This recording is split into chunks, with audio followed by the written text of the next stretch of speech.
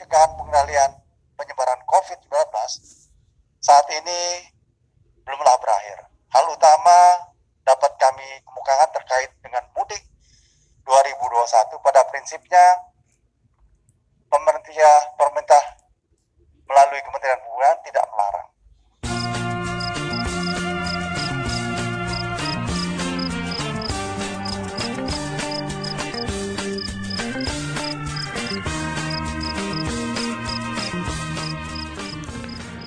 Laporan Riza Andini, rmol.id. PKS minta kebijakan tidak melarang mudik lebaran dikaji ulang. Anggota Komisi 9 DPR RI Neti Prasetyani Aher meminta pemerintah melakukan kajian ulang atas kebijakan tidak adanya pelarangan mudik lebaran. Menurutnya, pemerintah perlu melakukan kajian akan berpotensi menimbulkan lonjakan kasus positif pandemi COVID-19. Tidak adanya larangan mudik lebaran menimbulkan kekhawatiran terjadinya lonjakan kasus, ujar Neti Rabu 17 Maret. Neti menambahkan angka kasus baru COVID-19 di Indonesia masih tinggi, bahkan angka kematiannya jauh lebih tinggi dibandingkan rata-rata dunia. Selain itu, pengalaman kita menunjukkan bahwa terjadi lonjakan kasus setiap kali ada mobilitas masyarakat pada saat liburan panjang, ujarnya.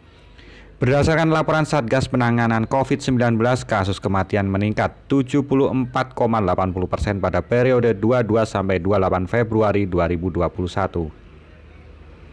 Dia menambahkan penyebab tingginya angka kematian COVID-19 erat kaitannya dengan kebijakan testing, tracing, dan treatment yang masih lemah.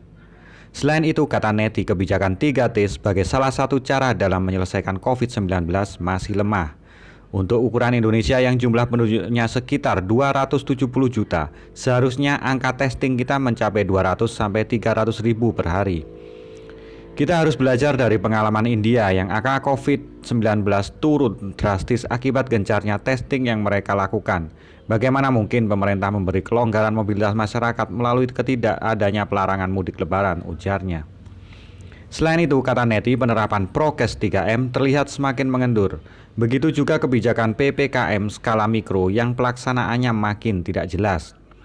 Oleh karena itu, Neti meminta pemerintah agar mempertimbangkan kembali semua aspek secara komprehensif sebelum memutuskan melarang atau membolehkan mudik lebaran.